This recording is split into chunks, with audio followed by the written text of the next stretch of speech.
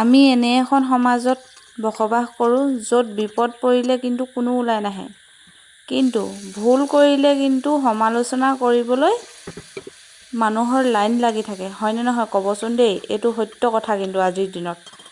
এয়া ঘুগুনি বনাইছোঁ দেই মই, কিবা এটা মনত আশা পূৰণ হ'ল বাৰু, আপোনালোকক পাছত জনাম বাৰু কি আশা পূৰণ হ'ল বাৰু। এয়া লগৰকেইজনীক মাতিলোঁ ঘুগুনি অলপ খোৱাহি আহা বুলি, এয়া ধুনীয়াকৈ বনাই আছোঁ। আপোনালোকে কি কি কৰি আছে জনাবচোন দেই, আৰু কণ্টেণ্ট মনিটাইজেশ্যন পোৱাবোৰ শুভেচ্ছা জনালোঁ দেই সকলোকে। এয়া অলপ টাইম ঢাকি মেলি পানী দি পিনে চিটি 5টামান দি পিনে এয়া হৈ গ'ল দেই ঘুগুনি।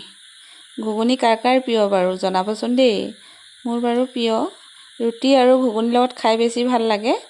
এয়া লগৰকেইজনী আহিলে ধুনীয়াকৈ বাই মেলি গোটেইকেইজনীয়ে খাই বৈ অলপ কথা পাতিলোঁ। আপোনালোকে কি কি কৰি আছে জনাব, ভাত পানী খালে নাই সেইটোও ক'ব। ভিডিঅ'টো ভাল লাগিলে লাইক কমেণ্ট শ্বেয়াৰ কৰি দিব দেই আপোনালোকে।